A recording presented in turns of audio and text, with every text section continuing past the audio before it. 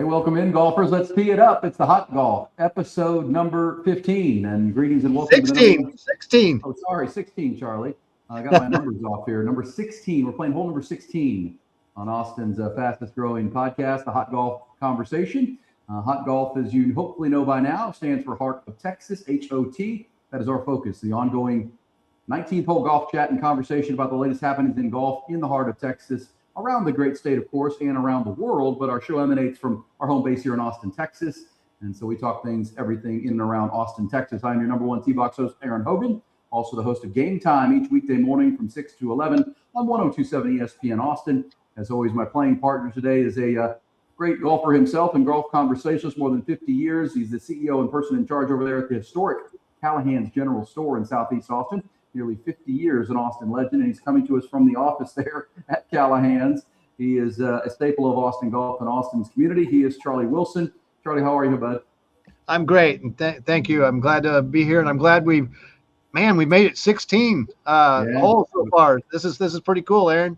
I miscounted because we found out our man Steve Hammond, normally our third member from Austin City Golf, went over at Clay Kaiser and Lions Muni, and he had to bail out today, couldn't join us, got busy with some things. So it'll be you and I with two very, very special guests. And if you want to talk about hot golf and golf in Austin, Texas, a couple of very special guests who are on their way to Augusta Golf Club in the next few weeks. Our first guest is on this weekend's of Hot Golf is a top performer from the University of Texas golf team. She's a junior who was born and raised here in Austin, Texas, and developed her golf skills in and around the area. Went to Anderson High School, became the number one player in the state on the junior circuit for females in the state of Texas. Then she's off to the University of Texas, where she's already played 2 seasons, off to a great start as a junior. And in her junior year, Farah O'Keefe is with us. Farah, how are you? I'm doing great. Thank y'all for having me on. I really appreciate it. Yeah, also we'll talk to him coming up too. But look at here's your reigning champion of the drive, chip, and putt competition at the Augusta National Golf Club, the Masters. When he was 11-year-old, he's now back as a 12-year-old, having qualified again to go back to Augusta National and defend his crown and championship. Dawson Dial will be with us here in a little bit. Dawson, how are you, buddy? Good. How are you? Doing good. Well, this is Charlie, I'll let you lead off with the questioning, but this is Hot Golf, right? This is two of the best young golfers in the area from Austin, Texas. Dawson plays out of Twin Creeks there in Northwest Austin. Farah, where did you grow up playing golf? What were your favorite courses as an amateur? My favorite courses are where I grew up playing. I grew up playing at Gray Rock, which was previously Circle C. That's actually where I hit my first golf ball, and I was there until I was probably 11 years old. And then my dad ended up getting a tennis teaching job over at Onion Creek, so hopped over there for probably about 5 years. And then in high school, we went back to Gray Rock, and then obviously the Anderson Trojans practiced at Great Hills in Northwest Austin. So I was a little bit of all over the place, but I think it helped my game at the end of the day. Yeah, I'll give you a little bit of perspective here, just whether Farah remembers this or not. But when she was at Onion Creek, I had lived right over there in a condo right next to the tennis courts and the practice area, Aaron. And I'd be out there hitting chips one direction, and I'd see this young lady come over and start chipping balls. And it's like, man, if I could just only chip like 1 out of 5 as close as she is, I'd be happy. But it was you could just tell right away that there was something special about that young lady's work ethic and her skill, not just work ethic, but skill and the combination of the two. And then all the while, her dad's over there giving tennis lessons, and her little brother's riding around on his bicycle all over the place. It was just fun seeing their family doing their thing over there at Onion Creek. It was great. And so I do remember that about y'all. And then as she became more of a competitive golfer, she just killed everybody in the ladies club championship over there. So, it was kind of, that's a fun story. That's a story for later. Yeah, there's a behind the scenes story about that. There's a behind the scenes story for that one. Yeah. Maybe another episode. But yes. Well, Farah, I want to talk about your game, and you, Dawson, here coming up. But Farah, you mentioned your dad teaching tennis, and your dad has been a big factor in your development. I mean, whether it's tennis, but he also, I saw where he was a rugby player growing up, and very competitive himself. and he's been caddying for you for as long as you've been playing. Talk about your relationship with your dad and what that's meant to the growth of your golf game. Yeah, I mean, I think he's just always been there. I was talking to somebody the other day about it, and he's just always been a part of my golf game and a part of my team. He's the main guy, is how I would put it. Like I called him today, and I was talking to kind of debriefing the last tournament. I had couple things happen where that was like out of my control, and we just talked about it. But I think more than anything, besides being a coach and somebody who I can lean on, he's also my dad. And he teaches me a lot of really great life lessons, whether it's, get your homework done on time, school comes first, or I don't know, we've talked about like relationships, and we've talked about coaches and how I'm supposed to, explore coaching and what I'm supposed to take from lessons or stuff like that. So I think that my dad to me is just, I don't really know how else to describe him other than my guy. He's just my number one guy. I go to him for just about everything. He was literally helping me do my taxes the other day. I mean, I don't know. He does what dads do, but he also helps me on the golf course. It's great. Awesome. Great story. Is a proud papa of a daughter and a couple sons.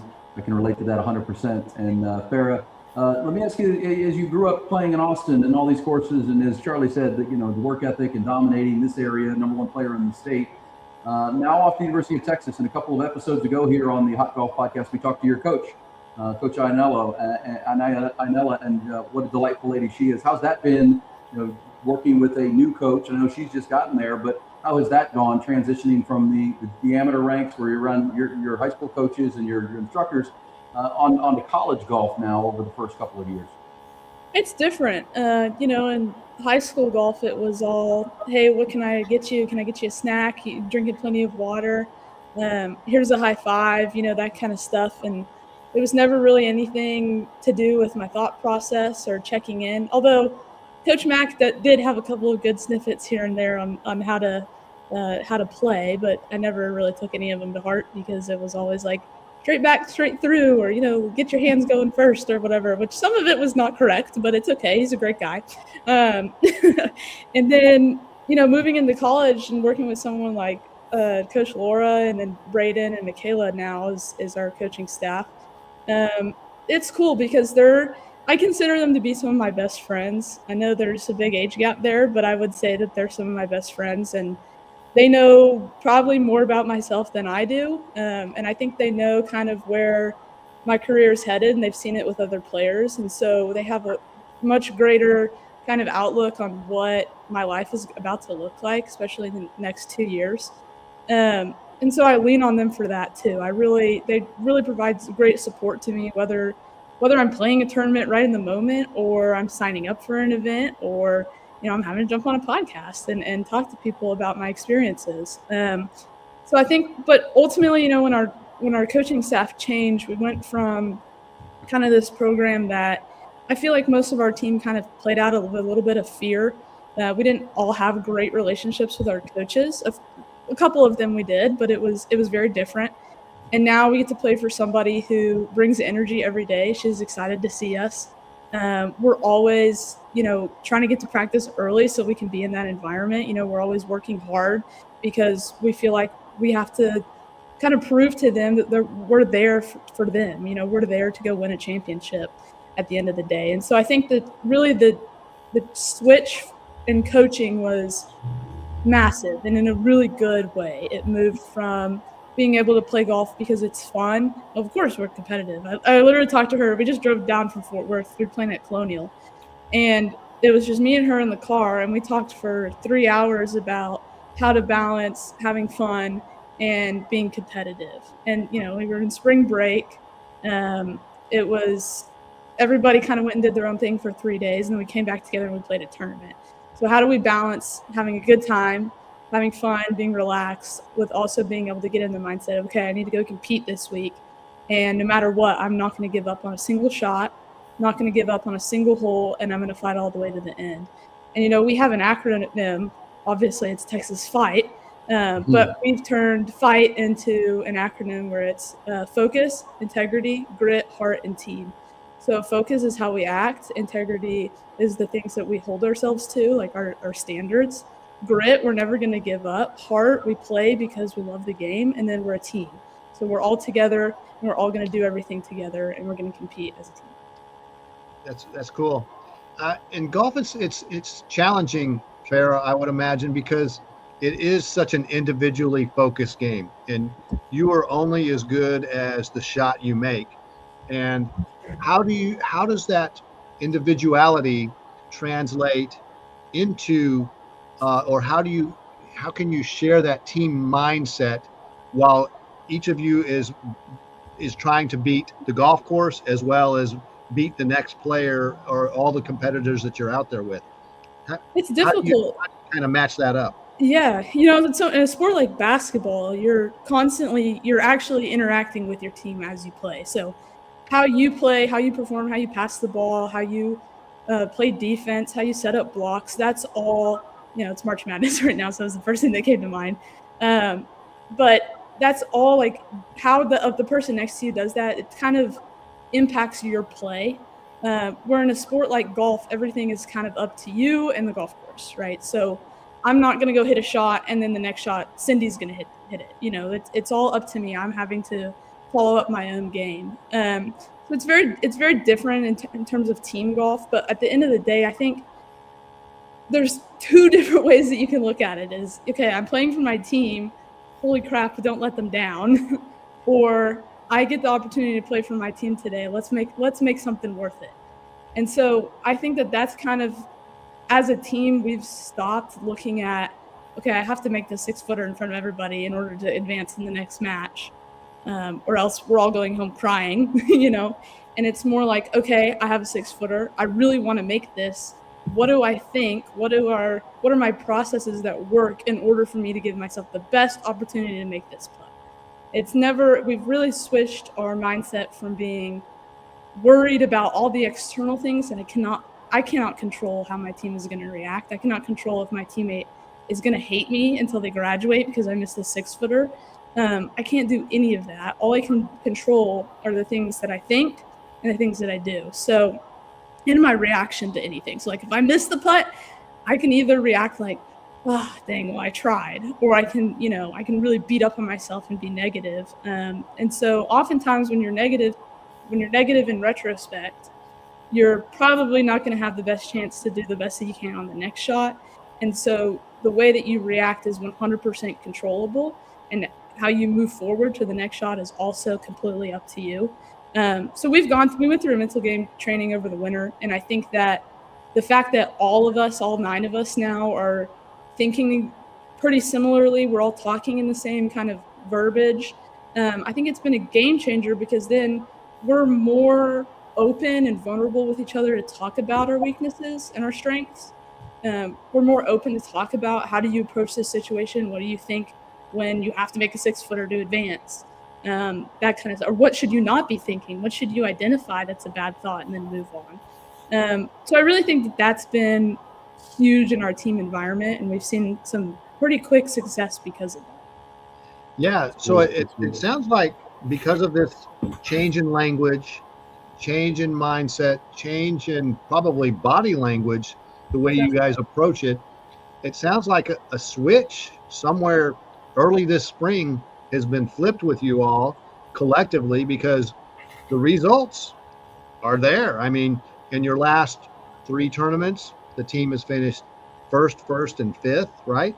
Yes. Individually, you finished first, and 3rd. I mean, there must be a lot of truth to what you guys are doing, and whatever Coach Laura is selling, I'd be buying too. Yeah, definitely. Yeah, it's been big. It's very different, and it's different in a very good way. Very proud of all the hard work that everybody's put in, and the fact that we've all bought into this. It's not really, I wouldn't even call it mental game. I think it's more of a process. It's process related work and practice. Yeah. Dawson, Double D, looked like that was resonating with you. You were giving the head nod. That sounded kind of like your approach. Well, we're going to talk to you guys together, because you're both going to Augusta National here coming up. Excited to talk to Dawson Dial, who's dialed in himself, all pun intended there. Hey, Farah, I'm just fascinated by what you just said, because your dad's your guy, and he's been your coach and a guy you lean on. And now you have Coach Laura, and we got to visit with her, as we said, and she's walked your shoes. I mean, she was a great collegiate golfer and a professional golfer, which I know is your goals is to play on the LPGA Tour. How important is that to have that? You talk about driving from Fort Worth back, to be able to lean into somebody who's walked those shoes and won a national championship at the college level and played on the LPGA. That has to be invaluable to you to have someone who's been there, done that kind of thing. Totally. I think you said it just how I would have said it. It's invaluable. To have somebody there constantly every day who the funniest part is she'll tell you that she tried pro golf and she didn't do very well. Like she stayed on tour for probably 4 or 5 years, and then she was like, okay, I give up. I need to go make money somehow. Because she wasn't making cuts and she wasn't winning. And so it was frustrating for her. And she talks about, when we went through this mental game program, she talked about how if only I had this mental game program when I was 23 years old, I would have made it. And so I think there's kind of something invaluable in having somebody around who, of course, they have all of those big accomplishments, but at the end of the day, they still are hungry because they feel like they haven't accomplished everything that they wanted to. And to some extent, that's kind of how my dad is. He always told me that all of his lessons were from his failures. He never made it as a tennis player. He never made it as a rugby player. He was always really, really talented and really, really good, but he just wasn't dominant, and he just wasn't, good enough to get to the next level, which was professional. And so I think a lot of having multiple people in the room, I also work with Mark Brooks, who on the other end of the spectrum has made it. He won the PGA championship and he's won 7 PGA Tour events. He played in 803 starts on the PGA Tour. So to have, that group of people kind of in my circle and in my, bubble has been really huge for me, because I get to learn from, okay, this is what worked for me to go play in 803 PGA Tour events. And then I also have Coach Laura, who was an absolutely fantastic amateur player. She was a runner-up at the USAM. She made Curtis Cup. She played in World AMs, all that kind of stuff. So to have people who were great at all the different levels, but also to have people that were not satisfied with their career, I think it's nothing against them. I'm not trying to bash them or anything. I actually think it's a really good thing for me and for our team, because she's hungry and she wants to fuel us with that, with that inner hunger. She wants us to go win, because she wants us to have kind of what she feels like she hasn't. And I think that that's really, really cool to have somebody in the room like that, who is constantly looking for that 1 or, 0.5% better the next day. I don't know. I think that just all in all, the people that I have worked with and the people that I'm growing relationships with are really going to help set me up to overcome any obstacle that I face in the future. I talked to my dad today about how I felt like at this last tournament, I had a couple things go wrong that one of them was my mistake. Another one was kind of out of my control after that. I forgot my inhaler at home, and so I was having a hard time breathing. And little to my knowledge, when you don't have as much oxygen going to your brain, you can't really make the best decisions. And so I had a couple of things go wrong on the golf course, and he was just like, hey, you would never overthink your short game. You would never be like, oh my gosh, my chipping was so bad, I need to go change how I grip the golf club, or I need to go change my wedges. I need to change equipment. You would never do that. So it's the same thing with the mental game. So you had a bad tournament, or not even a bad tournament, you had an off tournament where you didn't feel like everything was firing at 100%. Don't go change everything. Just relax, take a deep breath, and remind yourself that you still did the best that you could, and you're never going to make that mistake again moving forward. So having people like that can calm me down and stop me from overthinking the situation is really massive. But also having somebody to talk to and be like, what should I do in this situation? What did you do in this situation that we wish you would have done differently? Yep. Wonderful. Hey, Farah, I had one question for you also, because what you're going to do now is, after about 3 or 4 weeks of pretty intensive team tournament play, you're going to slow down for a minute here and go play some individual golf again at the Augusta National Women's Amateur, a very select women's amateur field, including with two of your teammates, I believe, were invited to play this year. So hopefully that'll work out well. Hook 'em. And then, so how does your mindset now change though as you prepare to go to Augusta? What did you learn from the last 2 years that you participated in this tournament? And tell our listeners also and watchers here a little bit about the format, because it's not all rounds are played at Augusta National, if I'm correct. Explain to us how that tournament works, and then what you've learned the last 2 years and how you're preparing for this year. Yeah, so it's a little bit of a different format to other amateur events. You play 2 rounds at a course called Champions Retreat in North Augusta, or I guess it's technically Evans, Georgia, which is in Georgia, but it's like right on the border of Georgia and South Carolina. Right. And then that's Wednesday, Thursday, and then Friday, everybody in the whole field, all 72 players, go and play a practice round at Augusta National. And they make a cut after Thursday's round at Champions Retreat. Then everybody goes and plays the practice round on Friday. And then the people that made the cut, the top 30 and ties, go play the final round at Augusta National on Saturday. And that's the big one that's always televised from start to finish. So yeah, it's a little bit different, but this is my 3rd time around. And I think some of the things that I've learned from the last 2 years, I felt like last year I did a much better job of managing the week than I did my first year. I was lucky enough to have a teammate that had played. And so my freshman year, I really leaned on her for, kind of what am I supposed to do? Like, this is completely different than anything I've ever done. How do I prepare, that kind of stuff? So I think that helped me my first year, and I made the cut, and that was a pretty big deal. And then last year I was more prepared, and I finished 10th. And then this year, I feel like I have a lot better individual understanding of, okay, this is what's worked, this is what hasn't worked, this is what I need to do next week. It's coming up pretty fast and leave on Sunday. So yeah. It's a long week. It's a really long week. They have a lot of things for the players to participate in outside of the golf. They have a chairman's dinner at Augusta National Tuesday night.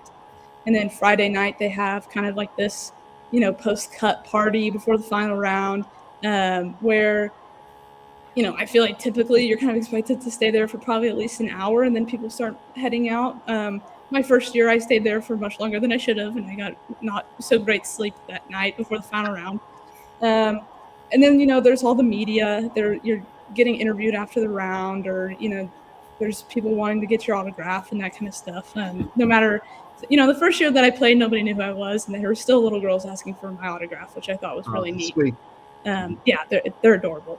And so that's kind of the week. It's a lot about, okay, time management. How do I make sure that I'm getting everything that I need to do done? How do I kind of block out the time for these things that are post round or before the first round, chairman's dinner? How do I make sure that I kind of compartmentalize my golf time from my outside golf time? How do I say okay, I only have 30 minutes for media today. Then I need to go practice after the round, that kind of stuff. So describe how you felt after the first time you played at Augusta National. Maybe as you walked up, and then after you played, what was your feeling of the experience of the golf course? Playing Augusta National, I was on cloud 9. Holy cow.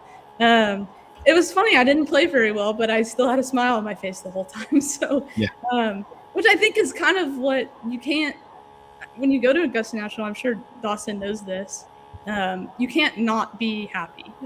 You're constantly have a smile on your face. You're you'll focus and kind of lock in, but at the end of the day, it's just fun. It's just exciting. You're getting to reimagine and live through your childhood dreams. I started calling it Disney World for adults. Yeah, I was about to ask it. How it is. Well, Charlie, yeah. I was gonna ask these two. Y'all, why don't we just back out and let them talk about Augusta, because I've not been and you've not gotten to play. These two youngsters can talk about their experiences. But I'll ask you this, Farah. Farah O'Keefe is with us, of course, University of Texas. Off to a great start this year, having a great season. Anderson High School and Dawson Dial, who we'll talk to coming up. Both are headed to Augusta National from Austin, Texas, in the 512. Farah, I know you see these letters to my whatever-year-old self. What is what would your message be to 12-year-old Dawson Dial, who is dialed in as a player? You're walking that walk now into your early 20s, and any advice for Dawson about how you have enjoyed your journey, or things you wish maybe you'd done a little different, or what would you tell Dawson? Yeah, I think that, are you 12? You're 12 years old? Mm-hmm. Yeah. So when I was 12, I played in Junior Worlds for the second time. And I was probably not as good as you. I was pretty bad at golf. I qualified, but that was just about it. That was the extent of the glory. But, I think looking back at that time, I just took it way too seriously. And I put everything on the line. I thought it was life or death. I remember walking off the golf course after every single round, just bawling my eyes out, not realizing I still had another day left. And so I think, in our mental game training, we talked about how if you treat golf life or death, then you're going to die a lot because there's a lot of things that go wrong. You get a bad bounce. You hit a piece of sand on the putting green and you don't make the putt. Like, there's a lot of things that are completely out of your control that you just have to, at the end of the day, shrug your shoulders and say, well, I'm going to play again tomorrow, or I'm going to hit another shot in 5 minutes. So why even stress about that? I think that comes with maturing and growing up. When you're young, you see it in a couple of younger players who are like super composed. But as you kind of mature and you play more and more golf, I think you kind of get to that realization where it's like, oh, I play my best golf when I'm not, going into the next shot still frustrated about the shot that I just hit, or still thinking about the amazing shot that I just pulled off. It can be kind of both ways. But I would just say, like, enjoy it, dude. Just enjoy the crap out of it. It's a game, and when I was 12, God, I wish I could still go back to being 12 years old. Holy cow. That would be, I'd have the best time. If I could go back to being 12 years old for one day, I'd have the best time of my life. I'd everything's more shiny, everything's exciting. And so I think when you go into this drive, chip, and putt final and you're sitting there and you have to make that 12-footer on 18 to win or whatever, it's going to happen because you're that good. Just take a deep breath, smile, and be like, hey, this is what I'm built for. Like, this is my jam. If I was at home right now, I would want to be that kid up on the TV. And I am that kid. So let's go do it and just take a deep breath. And you've done all the prep. You've put in all the work. You're a hard worker. You're a beast. You're dialed in. Just go have fun. Just kill it. Just have the best time. And then afterwards, when you're holding the trophy and you're super duper famous, then you get to brag on it a little bit and live the life. That's kind of my best piece of advice is you wouldn't have it any other way. So just go have fun. That's awesome. Thank you. Really special. Hey, well, Farah, unless you have another question, Charlie, we're going to let her go get back to practicing with Coach Laura and the team. We're rooting for you, and of course, proud of you in Austin, Texas, and Onion Creek, and obviously Anderson High School, and Gray Rock, and the municipal courses, which Steve could have been here because I know Steve knows you pretty well, Steve Hammond, but pretty awesome. We'll hook 'em horns, and best of luck at Augusta National. We can't wait to talk and see how that goes and talk down the road, okay? Thank y'all. Hook 'em. All right. Thank you. All right. Of course. Good luck. Fight, okay? All right, there we go. Farah O'Keefe, tremendous conversation. As we will shift over to Dawson, I think, if we get the tech right. Thank you, Farah. Yep. Tell Coach hello. There you go. And we picture her in. We talked to Coach Fields too recently, but she's awesome. What do you think about that, Dawson? Pretty good. Yes, sir. So how do you absorb what she had to tell you about, man, if I could be 12 years old again? Do you feel some of that? Yes, I do. I kind of hear it from my dad every day. Also, it's like it's not new information, but I gotta take it into hand. That is awesome. Yeah, and So, Dawson, I would imagine that. Go ahead, Charlie. Yeah, I'm sorry to interrupt. Yeah, Dawson, I would imagine that some of what your dad says, hearing it from somebody else, probably is a little bit helpful. Just knowing that, hey, you are playing a game, man. So tell me what's your game plan for this year. Is it anything different from your game plan from last year when you participated in the drive, chip, and putt? Not really any change in game plan. Just go out there and play the best I can, and whatever happens, happens. You think, Dawson, as you listen to Farah about your first trip and now your second trip, that she says she appreciated it more the second time around and kind of know the lay of the land and wasn't as uncertain. There wasn't as many unknowns. Do you feel kind of that as you're about to head out for your second year? Yeah, I think that's probably going to be pretty accurate. Okay. Well, we talked to you on the radio this morning, and you talked about how you are the defending champ, but were 11 years old, so you had to go back and re-qualify as a 12-year-old. What was that process like? This wasn't just, come on back there, Dawson, and defend your crown. You had to go, qualify again among everybody in Texas and everybody all over the country, right? Yeah, so I had to go to the locals, which was in Dallas, I think, and then we had to go to the sub-regional, which was at a nice course in Dallas, Royal Oaks. Ben Hogan's played there before. And then Cool. once I qualified from that one, I had to go to Frisco, and that was the regional, the last one that you had to win to qualify, and I won that one. Awesome. So there are some other golfers from the Texas area as well that and you've played golf with, who also have qualified. Tell me about some of those folks and who they are, if you. So Jackson Osborne, he qualified in North Carolina. He plays up at Barton Creek. Okay. Up by ACC, and he's a good golfer, fun to be around. Did he play with you in the PGA Junior Team Championship? Was he part of that team? No, sir. Okay. All right. So that was in Frisco as well, wasn't it? Yes, sir. Gotcha. Okay. Hey, Dawson, since we've heard this with our radio conversations, tell our hot golf audience and viewership the process here, drive, chip, and putt. How is, when you go to qualify, is the qualifying the same as what you'll do when you get to Augusta? And what is that? Where you hit a drive, you hit a chip, and then you hit how many putts? What's the process to try to win this thing? So qualifying is different from Augusta. So in qualifying, you hit 3 drives, and depending on how far you hit it, inside of a 40-yard grid, you get scored based on that, and they add up all your scores. And then for the chip, they make a grid, so like inside of 2 feet for chipping is 20 points, and make is 25, and then it kind of goes on from there. And then they add up, you hit 3 shots, and they add up all the points from those. And then the putting is almost exactly the same as the chipping, but the grid's smaller. So like 20 points would be one inside of 1 foot. And then at Augusta, you hit 2 drives, and your farthest one in the grid is your distance, and then they rank you based on how far you hit it compared to the other people.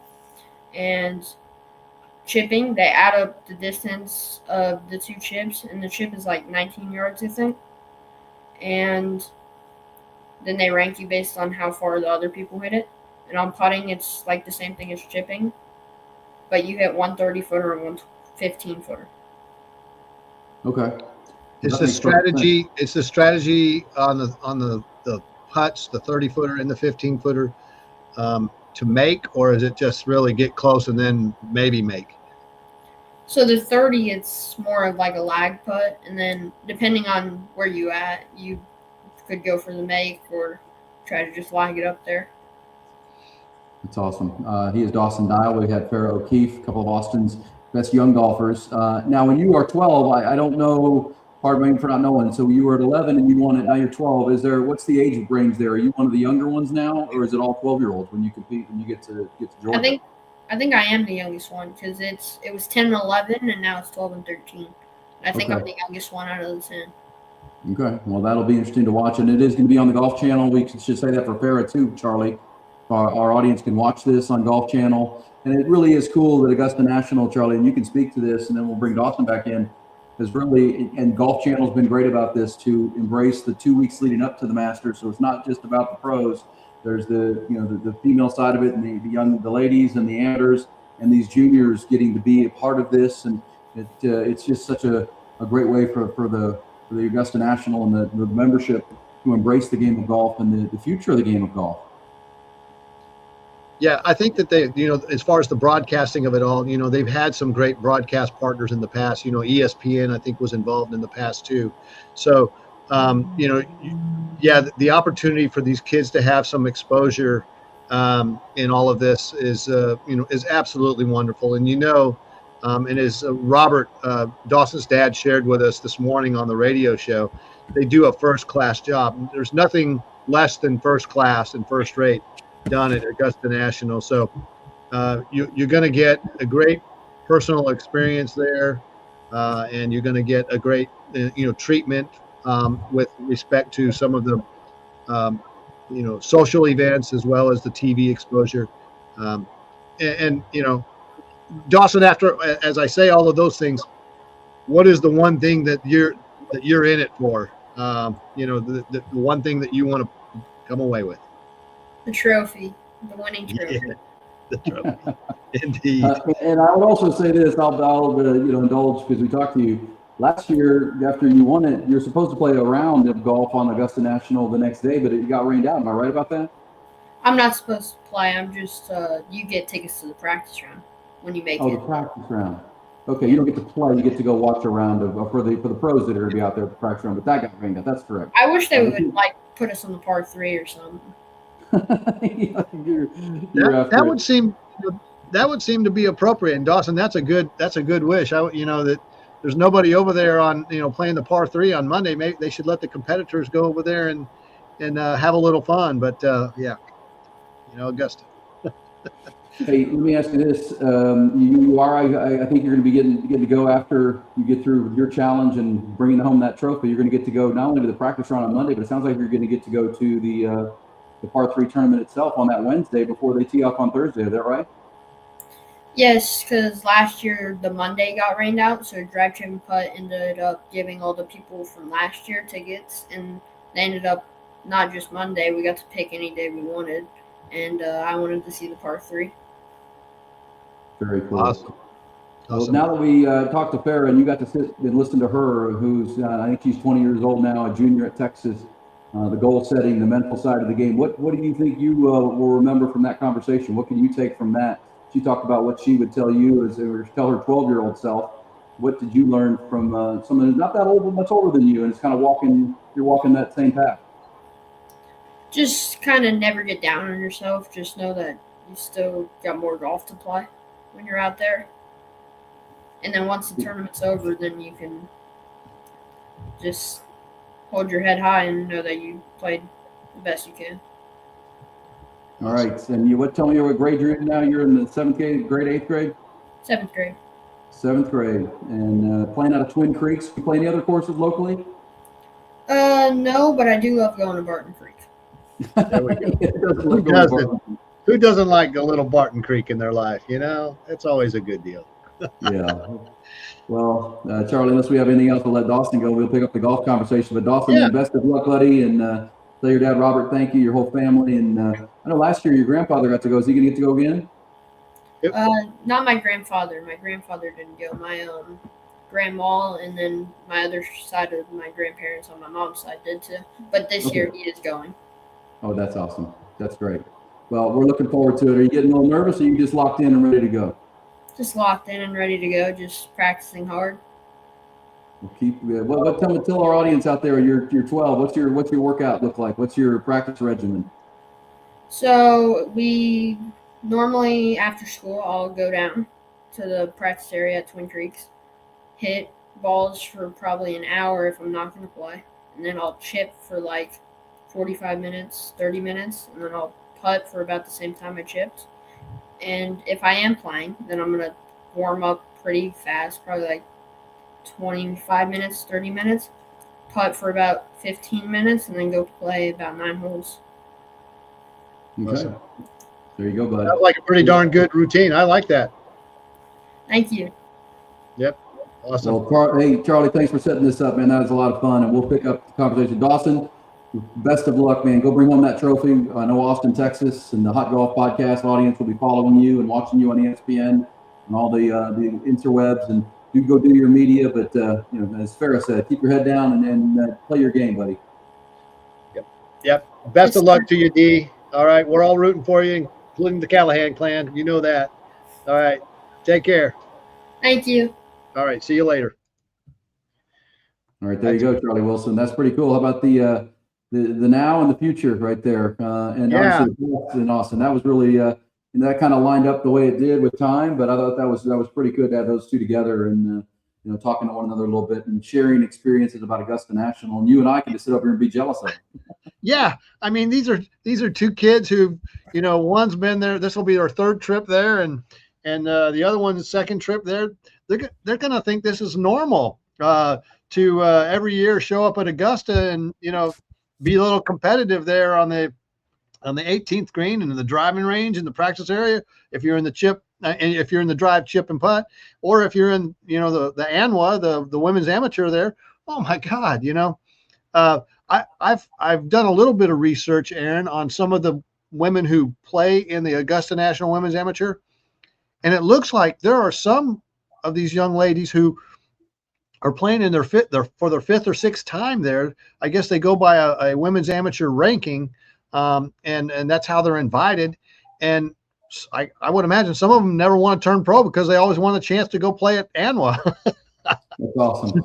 I love that. Well, and that opportunity for those young people. But when you had the idea of starting this Hot Golf podcast, I feel like that conversation, along with Joe Beck, who we had last week, and Coach Fields and Coach Laura, and just it is the 5-1. There's so much golf happening in Austin, Texas, and I know that. But now our audience, I think, is getting this. If they only play their course or play their limited area, there's a lot of great things happening at all age groups. And we've been up to the Champions Tour with Wes Short and Omar Uresti, down Scotty Sayers and Ben Crenshaw, all the way down to 12-year-old Dawson Dial. I think that's really cool.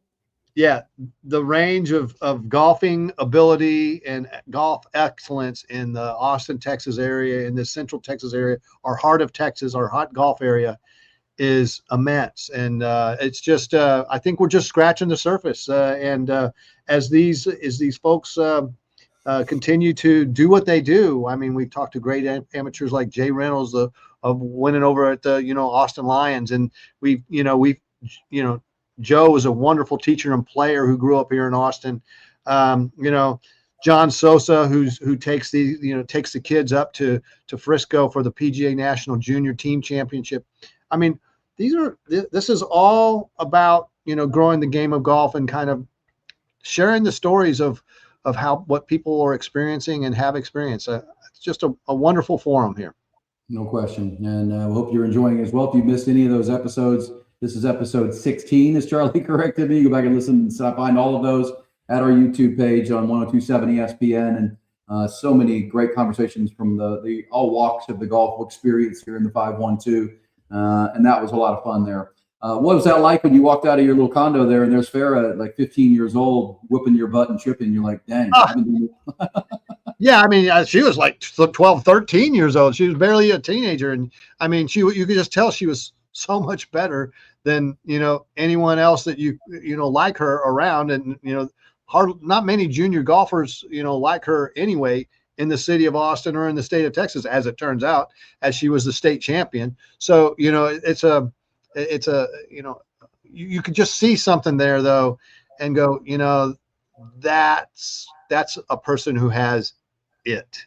Yeah. And and you just kind of try not to be kind of creepy about it, but you're just looking, go, she hits it good, she's got the right rhythm, she works hard, she's going around the practice area very thoroughly. You can tell she's been trained, she's got good training from someone, her dad.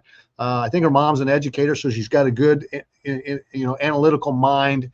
It's just, and yet she was just also a goofy kid at the same time, which is great. You can just tell that she's the kind of person who enjoys what she's doing and embraces, the desire to enjoy what she's doing. And I just wish her the best. And we'll see what happens, where this golf journey takes her.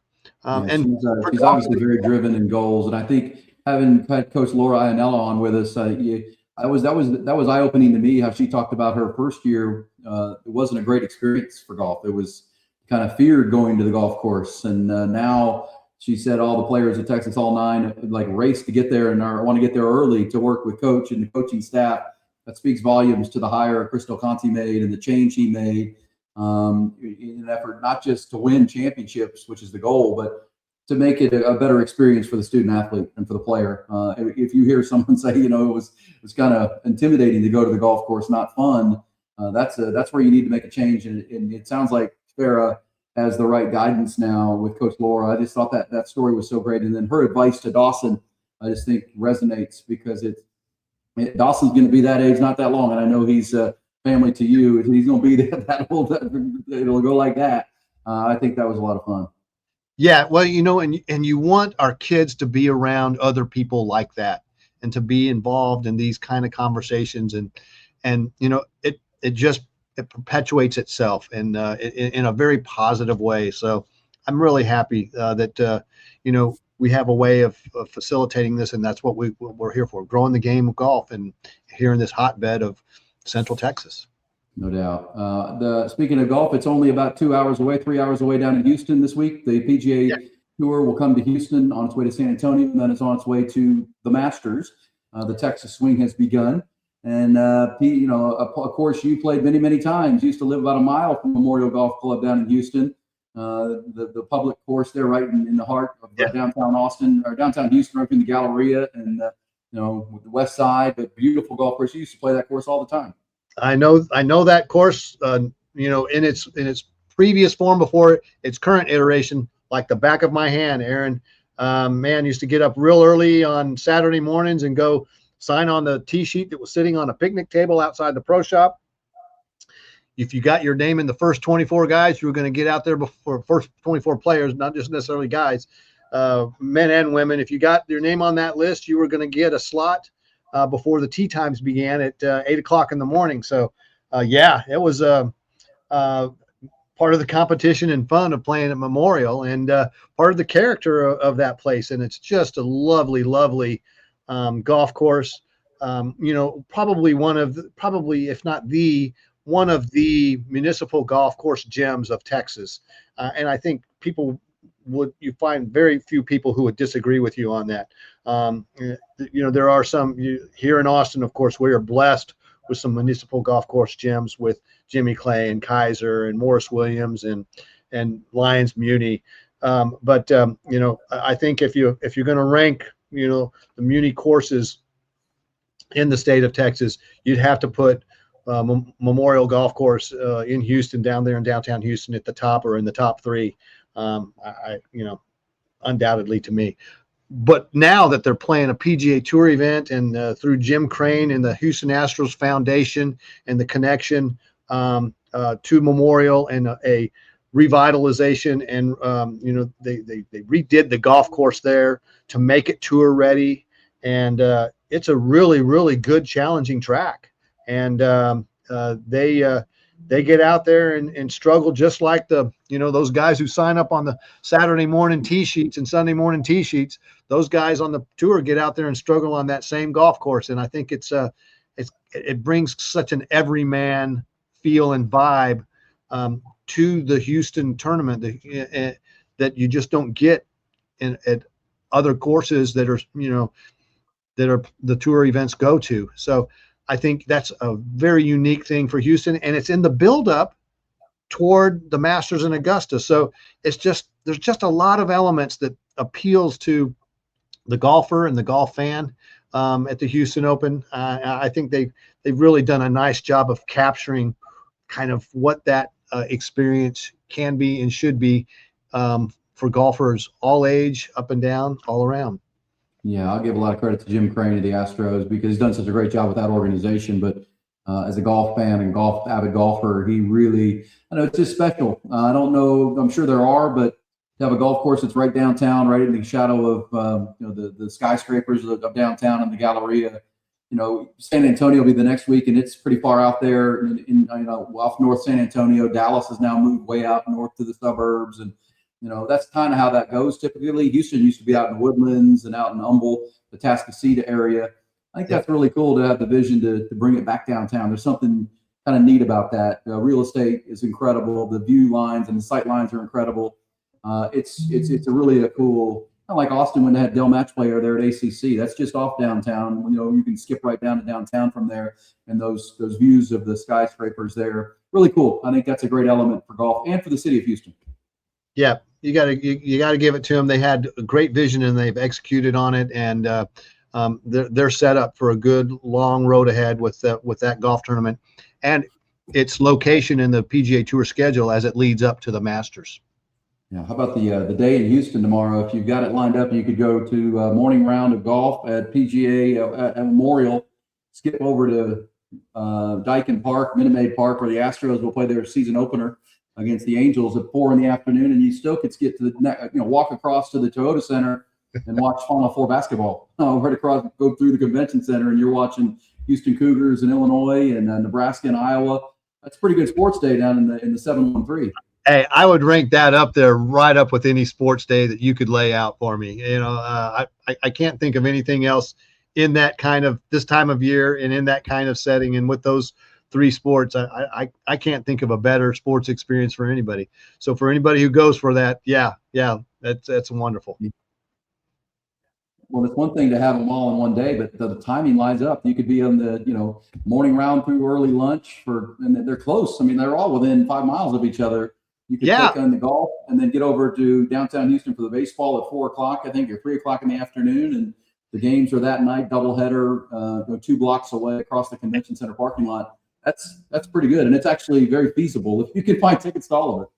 Yeah, and the University of Houston Cougars are playing, so that just layer that one on there as well. They're a bit crazy about their Cougar basketball there in Houston. So yeah, hey, the great Jim Nance, the great Fred Couples, great golf program there at the University of Houston too. So you can guarantee there'll be a lot going on there. That's pretty neat to have that all downtown, and you could walk it or Uber it and do all those things at one time. Pretty good day.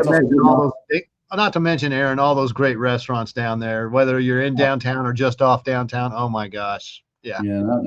Austin's not bad this weekend either. You've got, you can watch all that, and UT playing Purdue tomorrow night. Texas baseball is playing Oklahoma this weekend. And we know the golf is going to be hot and heavy there. And then in San Antonio, you can make it down to that event, the Texas Open, the following week. Hey, it's all about golf. We started this event or this conversation, Charlie, back in the fall, 16 episodes ago, to be really peaking with this thing right now, which I think we're getting. We had a lot of good conversation. We will have a lot of Masters talk next week and Texas Open talk. And we appreciate Farah O'Keefe very, very much. And we're going to be following her career. What a great young lady and a great representative of the University of Texas and Austin, Texas. And thank you to Dawson Dial, the very same. He'll be going to Augusta National to it'll be interesting, Charlie, because he was the old guy there at 10-11s. Now he's 12-13. Yeah. You know how 12-13 goes. There's going to be some big kids there, right? Yeah, there's going to be. Yeah, there'll be some bigger kids. There'll be some bigger kids there pumping it out there. So, yeah, he probably understands the lay of the land. But you know what? He qualified in that 11 and 12 range. So it's not like he came through some kind of chump, path. He had to get there, and so this is going to be very interesting, and we'll be rooting for him, right? So I think the other thing, Aaron, though, to be thankful for also is we're getting a little more traction from some people out who are catching on to our podcast. And please, folks, share it with your friends, share it with your family. We don't get too crazy here, but nonetheless, we talk about the stuff that's near and dear to this part of our state, our great state of Texas. And, by all means, you don't have to be from here to enjoy the Hot Golf Podcast, but, tell a friend, share it, subscribe. The 1027 ESPN YouTube channel is a great place to go catch us. And we certainly appreciate all y'all out there. We're not in this for anything other than doing this. Yeah, and having fun and talking golf. And you can also find that on our main website, 1027ESPN.com. And as you said, share it with a friend. If you got your grandson's playing golf as a kid and wants to be a good golfer, that's a great episode right there with a couple of youngsters who've lived it and great advice from them. Young person to young person kind of conversation right there, which is great. And young and old can enjoy the hot golf conversation. Charlie, thanks so much. How's everything at Callahan's going? Good. It's getting hot. We're going great. Yep. Spring is live and well over here, and people come on out and get your plants and keep your yards nice and green. We got it all here for you. I saw that it's on pace to be the warmest March since 1906. So it's been warm already. I don't know what that means for spring and the summer. I hope that it's followed by the wettest April. All right, buddy. Thanks a lot. Steve Hammond will be back next week, and we'll be picking it up with Masters Talk, the Houston Open, the Texas Open, and what these young people do out at Augusta National. Thanks, Charlie. That was awesome. That's Hot Golf. And rake your bunkers, fill your divots, and hit them straight, my friends.